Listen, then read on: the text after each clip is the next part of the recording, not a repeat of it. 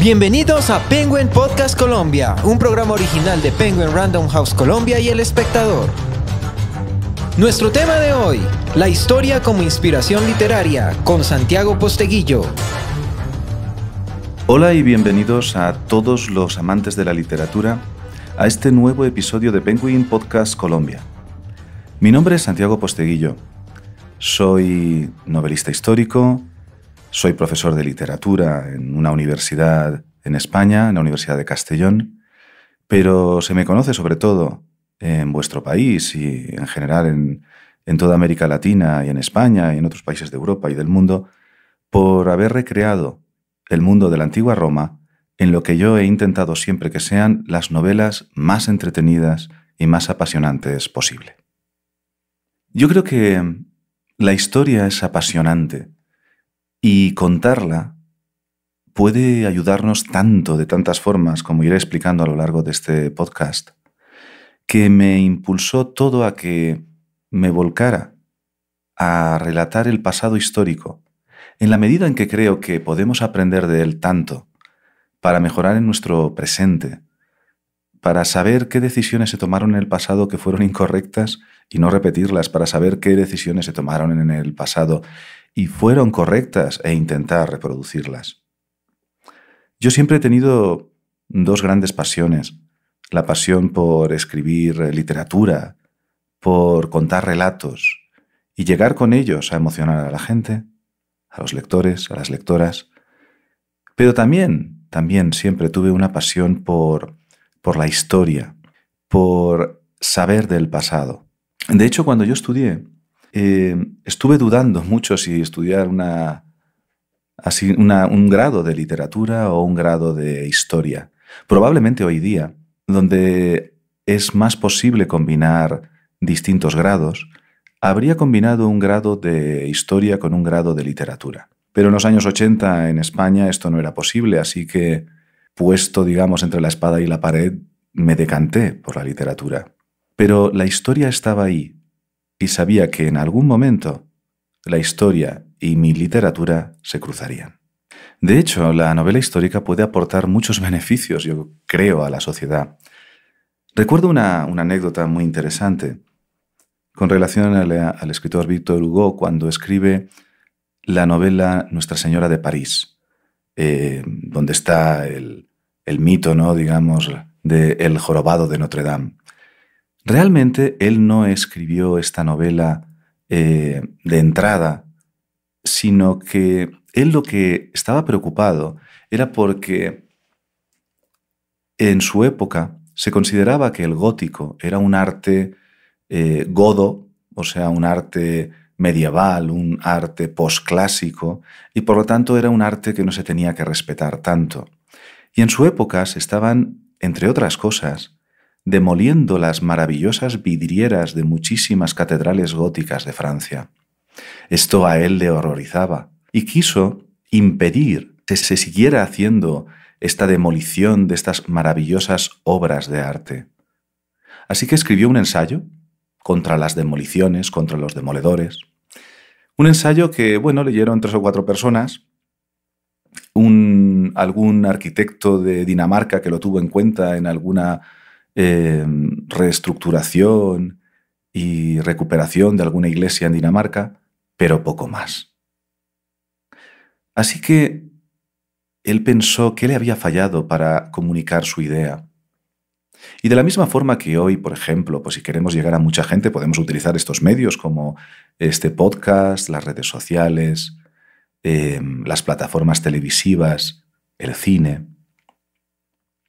En aquella época él se dio cuenta que la forma en la que más podía conectar con la gente era a través de una novela. Así que lo que hizo es escribir Nuestra Señora de París, donde la Catedral de Notre Dame se transformaba en un personaje auténtico, casi de carne y hueso. Tal es así que el público de París ya no veía aquella catedral como un edificio distante de ellos, sino como algo que era parte de su propia sangre. Y entonces ya nadie podía tocar la Catedral de Notre Dame, ya nadie podía atreverse a demoler sus maravillosas vidrieras. Ese era el poder, ese es el poder de la narración literaria, de una novela, que puede llegar a mucha más gente, porque además, a diferencia, por ejemplo, del ensayo, o si pensamos en el medio audiovisual de un documental, tanto el ensayo como un documental, por muy bien hechos que estén, por muy bien documentados que estén, son denotativos, es decir, van al dato, a la información precisa, que es muy interesante, pero normalmente no tocan la emoción. Y a la gente, para bien o para mal, lo que más la mueve es la emoción. Y ahí está la literatura, ahí está la novela. Y la novela que toca la emoción es la que puede cambiar a la gente, la que la puede hacer que mire con ojos diferentes una situación, un contexto, una sociedad. Y ahí está la novela histórica, que nos puede ayudar a que realmente, desde la emoción de la gente, consigamos beneficios para la sociedad. Ahora, cada uno tenemos una historia particular. ¿Cómo llegué yo a la novela histórica? La verdad es que uno podría pensar pues, que fue por una intuición o por una pasión, que en parte estaba ahí, pero realmente terminó siendo en gran medida una decisión fría y calculada. Yo había escrito otras novelas antes de publicar Africanus, mi primera novela de romanos. De hecho, intenté publicar una novela del género negro, ¿no? Que no conseguí que le interesara a nadie. Bueno, solo tuvo un lector. Tuvo un lector que fue mi padre, y menos mal que a él le gustó. Y bueno, mi padre siempre fue una persona muy intuitiva, sabía calibrar bien a la gente. Y siempre pensé, digo, bueno, si es capaz de calibrar bien a mucha gente en su ámbito profesional, igual hasta conmigo acierta, ¿no? Y creo que le he podido dar la razón con el tiempo. Pero después de intentar esa novela negra que no interesó a mucha gente, bueno, era joven y decidí intentar pues otro género. Y bueno, pues intenté una novela erótica. Como suelen decir los psicólogos, pues probablemente por ahí sublimé unas cuantas hormonas de mi juventud, pero tampoco conseguí, ¿no?, que esta novela llegara a ningún lado.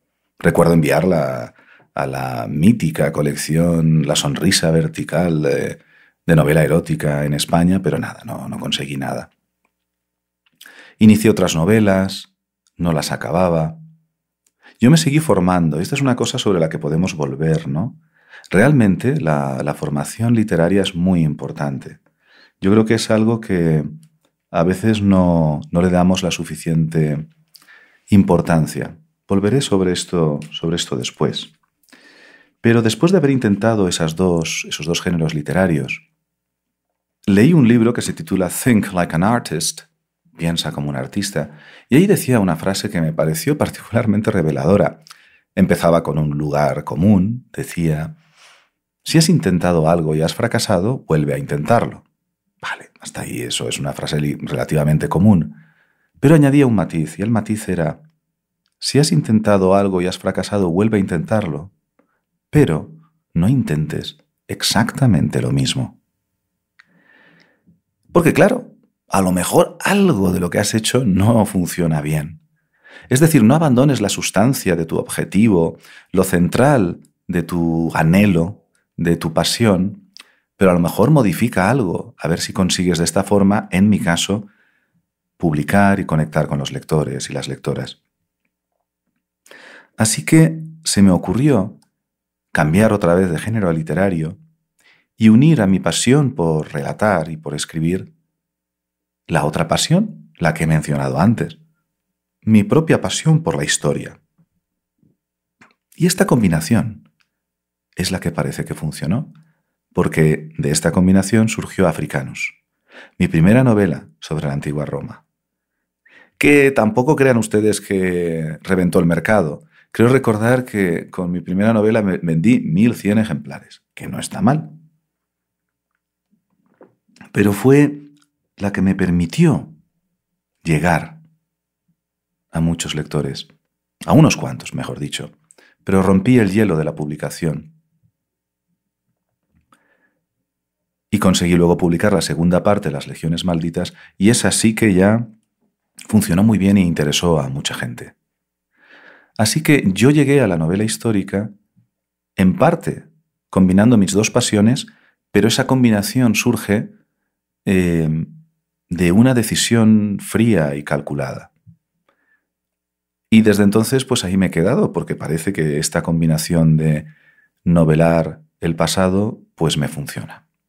Ahora bien, tenemos que hablar de cómo documento yo mis novelas históricas. Miren, de hecho, podríamos incluso hacer una pregunta más amplia, ¿no? ¿Cómo empiezo yo un proyecto literario?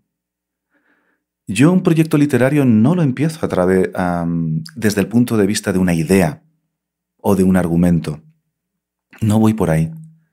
Yo un proyecto literario lo empiezo a la caza y captura de un personaje. Yo tengo que encontrar un personaje de quien me enamore de alguna forma. Tiene que ser un personaje épico del pasado, pero de quien yo crea que podemos aprender muchas cosas en este presente tan complejo en el que vivimos hoy. De ese modo llegué a un Escipión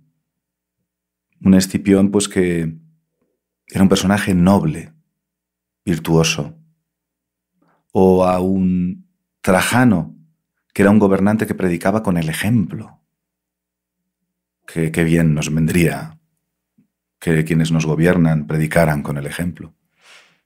Y luego llegué a Julia, que era representativa de todas esas mujeres que han intervenido de forma sustantiva en la historia y que, sin embargo, han quedado ocultas tras la historia, tras esa historia que, hasta hace muy poco, ha sido solo contada por hombres sobre hombres. Cada uno de estos personajes me enamoró de una forma especial y diferente. Por eso luego tenía que ir a por otro personaje que también me despertara esa admiración. Y había un personaje que siempre ha estado conmigo en mi mente, de quien yo siempre he querido escribir, pero de quien no me he atrevido porque tanto él como todo su mundo y su universo me parecía tan abrumador que no me atrevía, no me veía ni con la energía, ni con la pericia, ni con el conocimiento para poder relatar la vida de Cayo Julio César. Ahora bien, después de escribir 8.000 páginas sobre la antigua Roma, después de ver cómo al escribir de Escipión entendí por qué surge César, y al escribir de Trajano y de Julia Domna comprendí que cualquier otro gobernante después de César se miraba en César como en un espejo para ver cómo gobernar, comprendí que César era no solo el centro de la civilización romana, sino, por extensión, el centro de la civilización occidental. Escipión me enseña que Roma, al derrotar a Aníbal, se convierte en el centro del mundo. A Roma llega toda la riqueza del Mediterráneo, pero no se distribuye de forma equitativa. Al contrario, solo unas pocas familias senatoriales se transforman en una oligarquía todopoderosa que acumula toda la riqueza, el poder, los privilegios, los derechos y las tierras.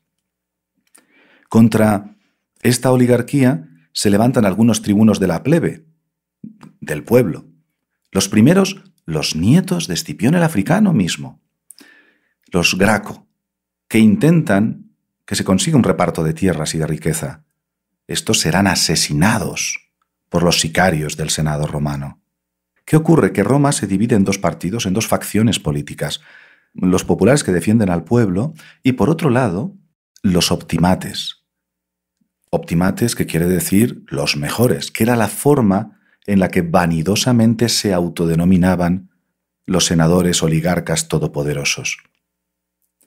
Julio César es el último representante de la facción popular que sigue luchando por conseguir más justicia y distribución de riqueza y de derechos y de tierras entre todos los ciudadanos de Roma. Con Trajano y con Julia, como he anticipado antes, lo que observé es que cualquier otro gobernante romano consideraba a César el modelo como gobernante. Esto quiere decir que haber escrito todas estas novelas anteriores me había equipado con el conocimiento más poderoso para poder acometer, desde el punto de vista histórico, la figura de Julio César. Ahora bien, en cuanto a técnica literaria, he estado experimentando en cada una de mis novelas. Mis novelas, aunque vayan del mismo ámbito de la antigua Roma, voy modificando la estructura. Esto me ha generado, yo entiendo que cierta pericia para buscar fórmulas donde mantenga yo el ritmo dramático intenso, que es probablemente lo que hace que mis novelas sean más atractivas para mucha gente, que el ritmo sea muy ágil. Con las novelas de Trajano, por ejemplo, pues he utilizado estructuras donde hay saltos atrás en el tiempo, estructuras simétricas, donde las novelas empiecen y terminen de la misma forma, estructuras donde combino, como en La Legión Perdida, varios escenarios narrativos, a la vez que varios tiempos narrativos.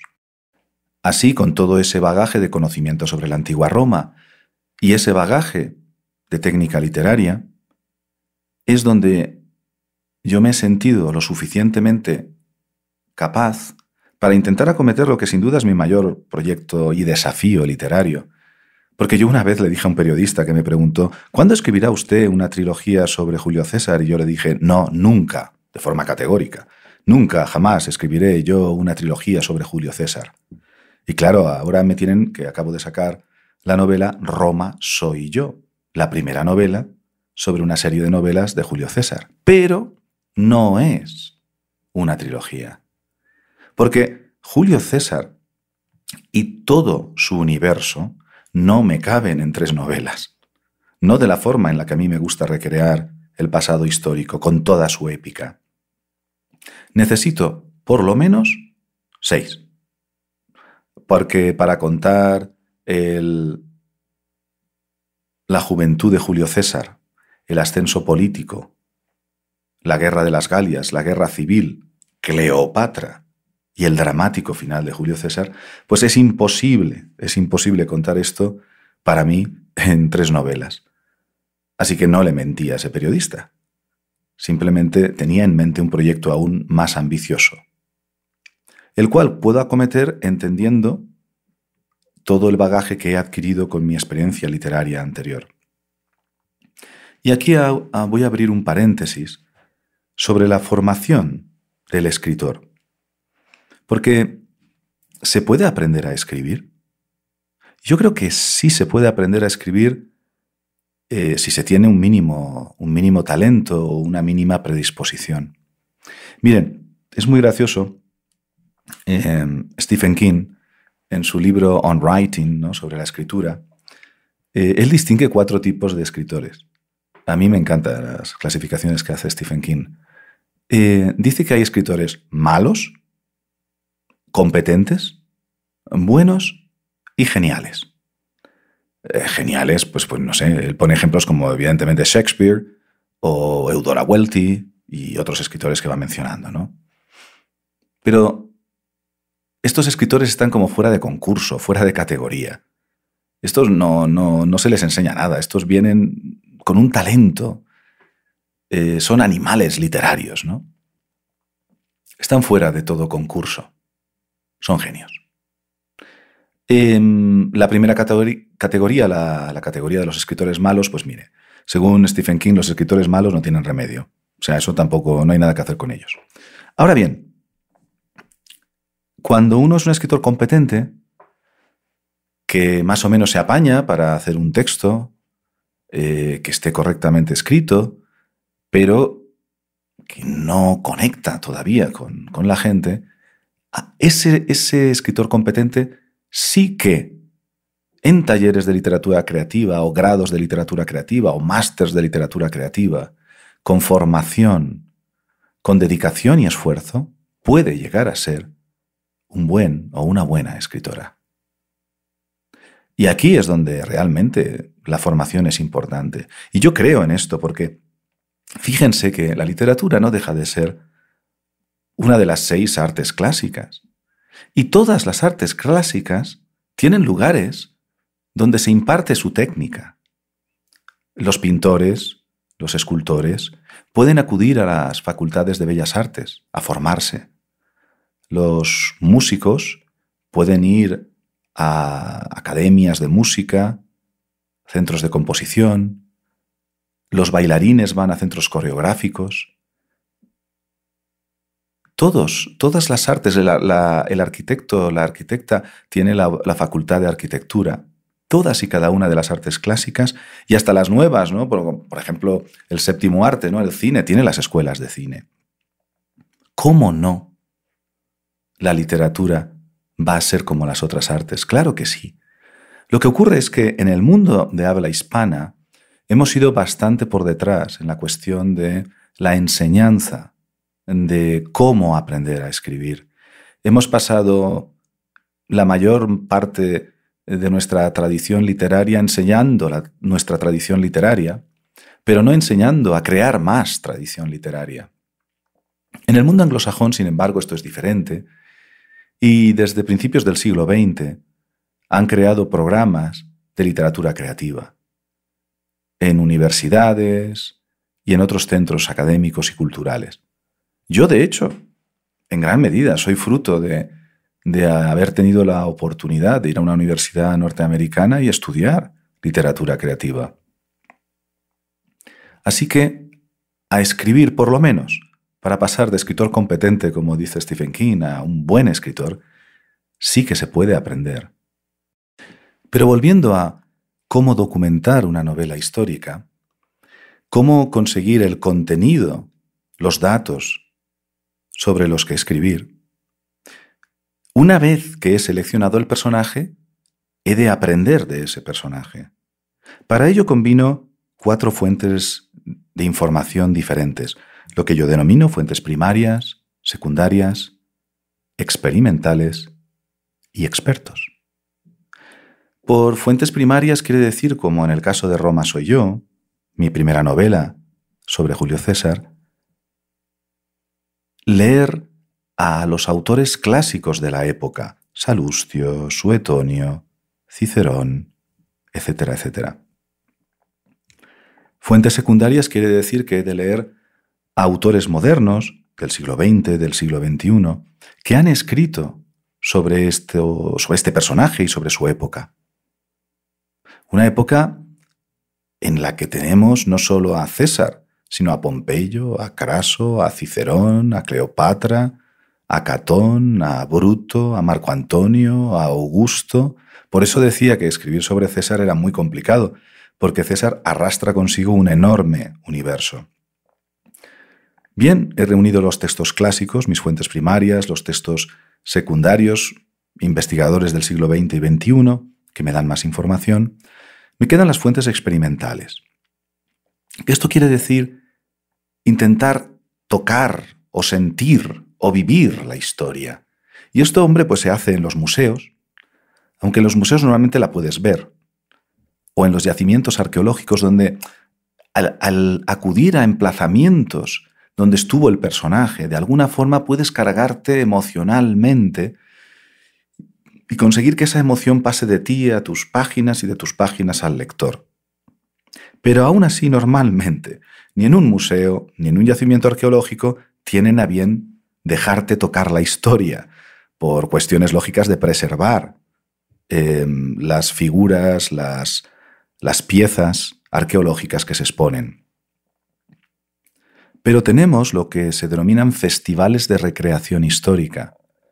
Hay festivales donde, con relación a Roma, se recrea todo el pasado romano. Hay uno en la antigua Tarraco, actual Tarragona, en España, donde se recrea cualquier cosa del mundo romano, relacionada con las carreras de cuadrigas, con los legionarios, con la caballería romana.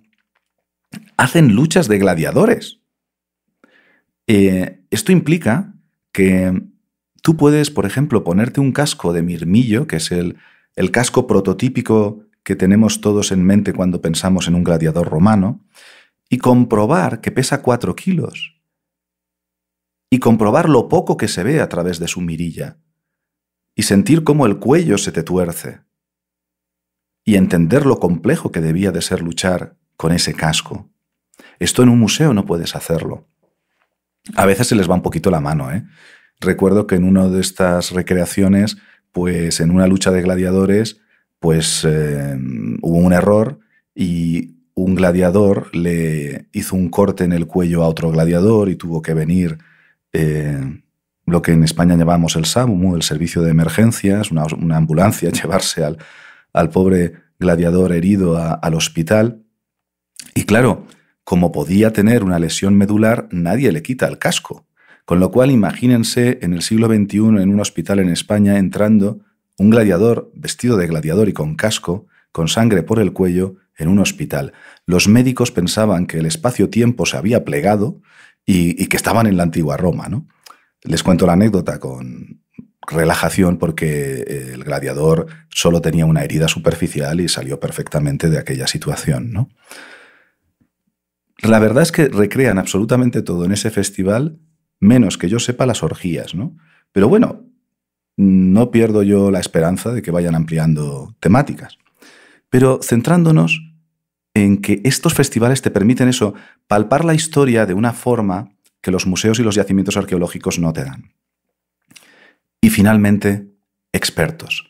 A veces donde ya ningún texto te ayuda, está el experto, esa persona académica normalmente que sabe un montón de un tema concreto. En Roma Soy Yo tenía un problema documental importante. Yo cuando escribía sobre Julio César quería que el principio fuera muy original, no empezar con ninguno de los grandes momentos. Podría haber empezado con el cruce del Rubicón, o podría haber comenzado con, y su famosa frase, alea iacta est, o podría haber comenzado con el 15 de marzo del año 44 a.C., cuando van a rodear a Julio César un montón de senadores para intentar asesinarlo.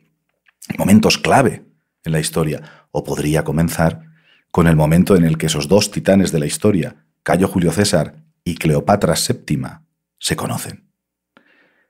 Pero en lugar de eso, busqué un episodio desconocido. Y es que los romanos, los patricios romanos, se daban a conocer ante el pueblo romano en su ideología, en sus ideas y en su oratoria, es decir, en su capacidad de liderazgo, en las basílicas de Roma.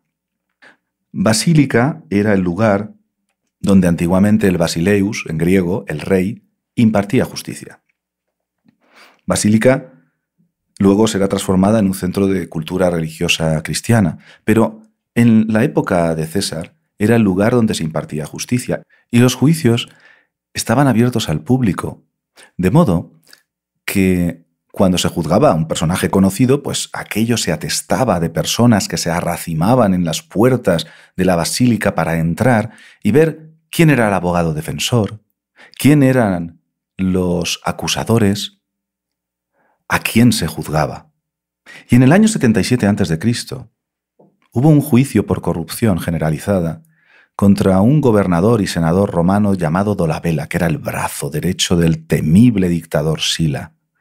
Este hombre había destrozado la provincia romana de Macedonia en la que había gobernado durante un año, robando, ultrajando, expoliando todo tipo de objetos, riquezas a los macedonios. Y estos querían llevarlo a juicio. Pero un ciudadano no romano no podía interponer directamente un juicio, una denuncia contra un ciudadano romano. Tenían, de acuerdo con el derecho romano, que encontrar otro ciudadano romano que aceptara ser el acusador contra ese ciudadano romano. Pero el senador Dolabella, multimillonario también, contrataba a sicarios que asesinaban a cualquiera que se le enfrentara.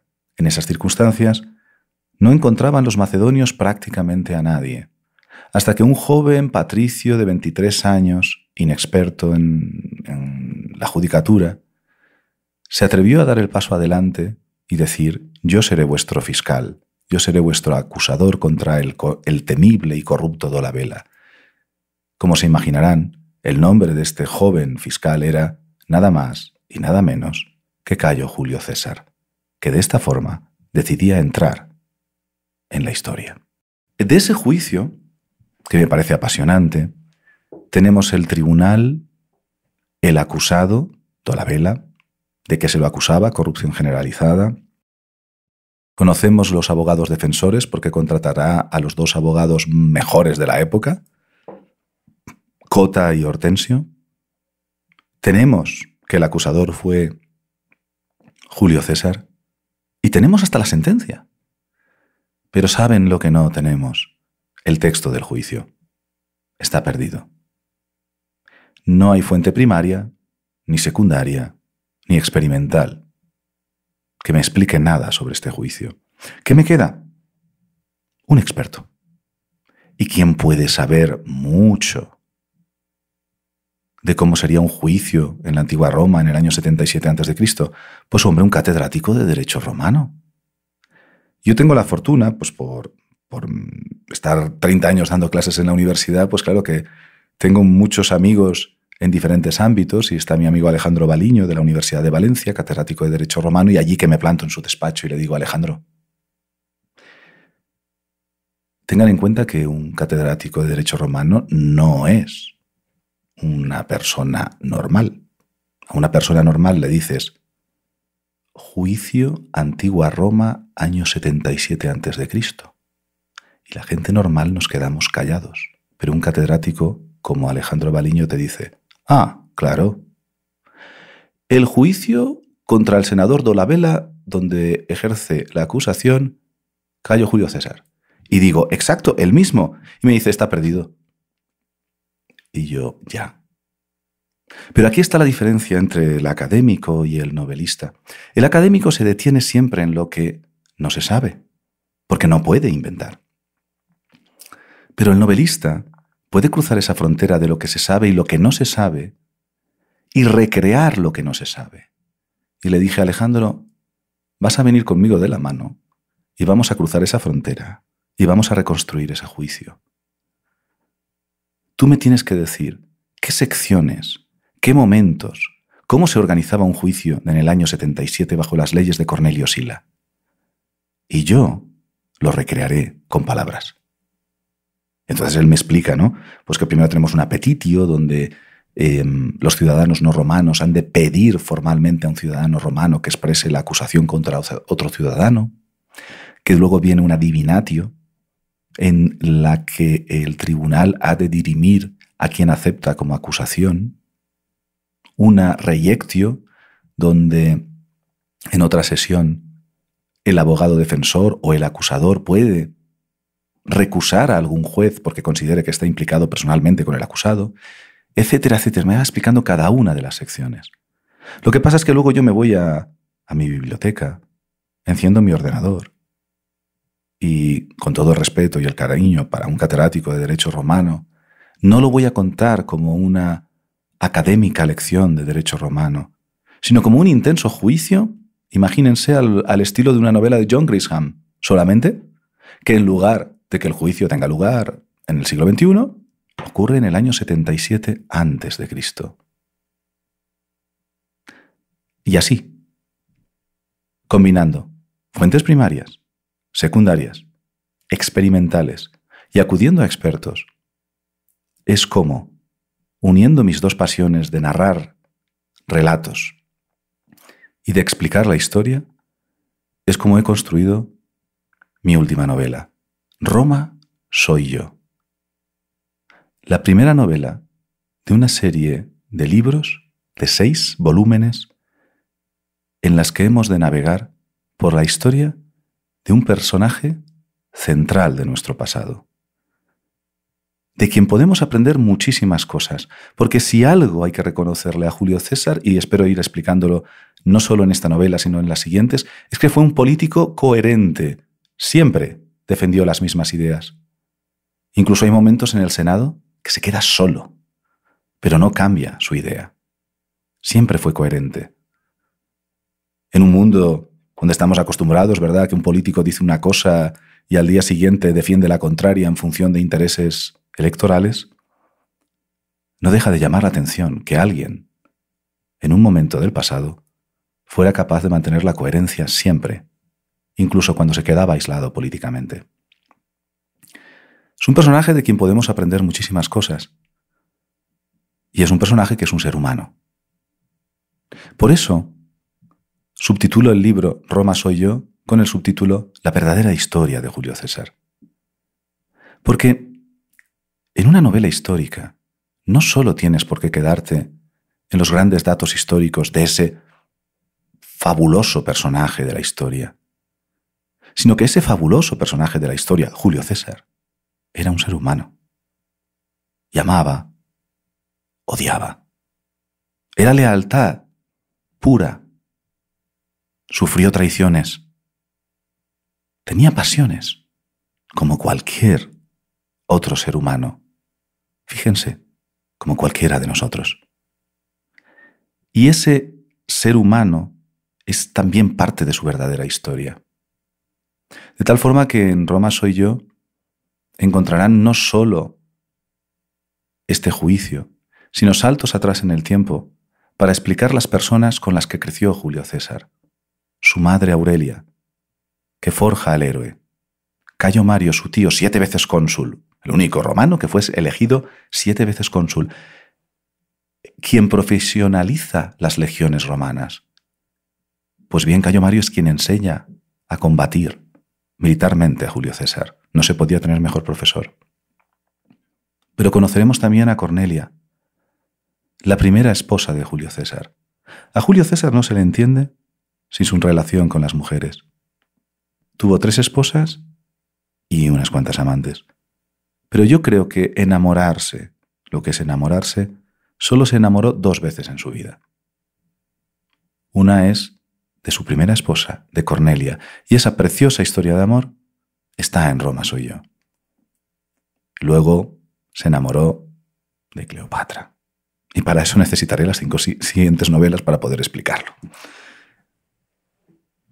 Y también en esa parte del ser humano tendremos flashback, analepsis, salto atrás en el tiempo para explicar a Sila, el gran enemigo de la familia de Julio César, o a Labieno, un muy desconocido Labieno para el gran público, pero que fue uno de los primeros grandes amigos de Julio César. Fue el segundo en el mando siempre en la guerra de la Galia, para que lo sitúen. Y de esta forma, no solo vamos a contar en Roma soy yo el nacimiento del gran personaje histórico, sino la humanidad que hay detrás de él, con todas sus virtudes y también sus defectos. Porque Julio César, al fin y al cabo, como todos nosotros, aunque tuviera un carisma absolutamente incontestable, no dejaba de ser un ser humano. Bueno, y así hemos llegado al final de este episodio de podcast, en donde he intentado explicaros cómo construyo yo una novela histórica partiendo de la base de Roma soy yo, mi última novela. Una novela que podéis encontrar en vuestra librería favorita. Síganme en mis redes sociales, Santiago Posteguillo, santiagoposteguillo.com, y no olviden seguir también a Penguin Libros Co. y al Espectador. Y muchas gracias al estudio de grabación Skybox Studios. Hasta la próxima. Penguin Podcast Colombia, producido por Penguin Random House Colombia en colaboración con Aganza Producciones, Skybox Studios y El Espectador. Margarita Restrepo, directora de marketing. Jorge Rojas, productor ejecutivo. Estefanía Trujillo, productora general. Cristian Sáenz, productor de audio. Gabriela Hernández, creativa editorial. Juliet Rincón y María Fernanda López, fotógrafas. Vani Gabriel Ortega, director creativo.